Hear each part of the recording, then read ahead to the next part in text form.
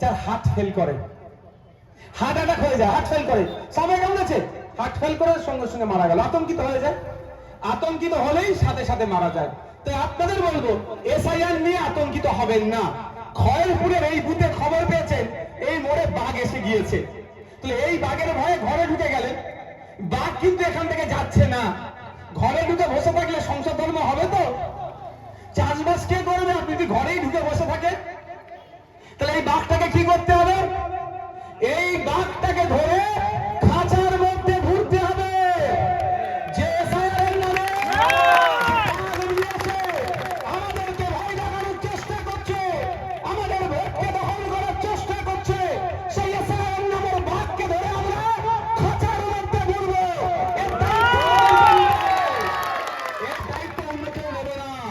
যদি মনে করেন শাসক দায়িত্ব নেবে, এই শাসকই বাঘকে ডেকে নিয়ে এসেছে আপনাদেরকে খাওয়াবার জন্য, আপনাদেরকে ভয় দেখিয়ে ঘরে ঢুকানোর জন্য। যদি এসআইআর এর বিরুদ্ধে হতো তাহলে এই 90,000 মতো অফিসার আর দিত, অফিসার দিয়ে বন্ধ করে দিত, অফিসার দিয়ে বন্ধ করে দিলে এসআইআর 2 বছরে করতে পারবে না। বুঝতে পারছেন না? তাহলে এই অফিসার দিয়ে দ্রুত করছে। আর দ্বিতীয়ত হচ্ছে, সত্যিকারের যদি এসআইআর এর বিরুদ্ধে হয়, কেরলে যে এখন কেরলের খোঁজ নিন, কেরল সরকার এসআইআর এর বিরুদ্ধে অ্যাসেম্বলি থেকে রেজুলেশন পাস করিয়েছে, তাহলে পশ্চিমবাংলা বিধানসভায় 200-র অধিক তৃণমূলের বিধায়ক আছে, ওখানে রেজুলেশন পাস করাতে গেলে কোনো অসুবিধা হবে না। তাহলে আমরা বলবো মমতা ব্যানার্জি সত্যিকারের যদি এসআইআর এর বিরুদ্ধে হয়, যে কথা তার দল বলছে কাজের সাথে যদি সত্যিকারের হয়, তাহলে পশ্চিমবাংলার অ্যাসেম্বলি থেকে এই রেজুলেশন পাস করুক কেরলের মতো, তাহলে জানবো সত্যিকারের তিনি এসআইআর এর বিরুদ্ধে। তাই তো নাকি? কাগে কান নিয়ে চলে গেছে, কাগের দিকে তাকাবো না, কানে হাত দিয়ে দেখবো। আইনসভার সদস্য আপনাদের একজন বিধায়ক আছে। তাই বন্ধুগণ আপনাদের বলবো, আতঙ্কিত হলে সমস্যার সমাধান হবে না, উল্টে আপনি ওই হার্ট ফেল করবেন। তাহলে আপনাদের করণীয় কি হবে? যে এসআইআর কে করতে আসছে শুনে নিন ভালো করে, একটু কানটা খাড়া করে শুনুন। এসআইআর কে করতে আসছে সেটা খোঁজ নিন। কেমন? অফিসার অলরেডি দিয়ে দিয়েছে, অফিসারের সাথে কেউ খারাপ আচরণ করবেন না। তার না ইচ্ছা থাকলেও সরকার তাকে জোর করে পাঠাচ্ছে। অফিসারের সাথে কেউ খারাপ আচরণ করবেন না।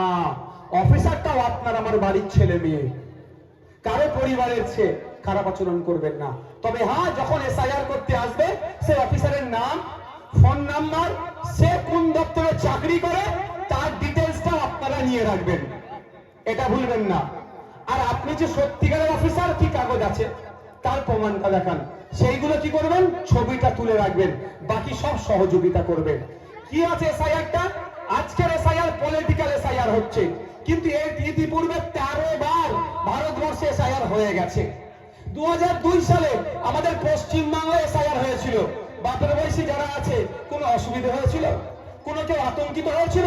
কারণ তখন পলিটিক্যাল এসআইআর হয়নি। এখন এসআইআর এর নামে শুভেন্দু অধিকারী 1.5 কোটি রোহিঙ্গা বলে দেখে দিচ্ছে, আর মমতা ব্যানার্জির দলের লোকেরা যে ছাপ্পা ভোটটা দিত সেটা বাঁচাবার জন্য মরিয়া হয়ে উঠেছে। 2002 সালে পশ্চিমবাংলায় এসআইআর হয়েছিল, 28 লক্ষ ভোটারের নাম বাদ গিয়েছিল। তখন হরিয়ানা হয়েছিল? এই বাপের বয়সী যারা আছেন একটু বলুন তো, এই হরিয়ানা হয়েছিল নাকি? তাহলে আজকে এত চিন্তিত আমি হবে কেন?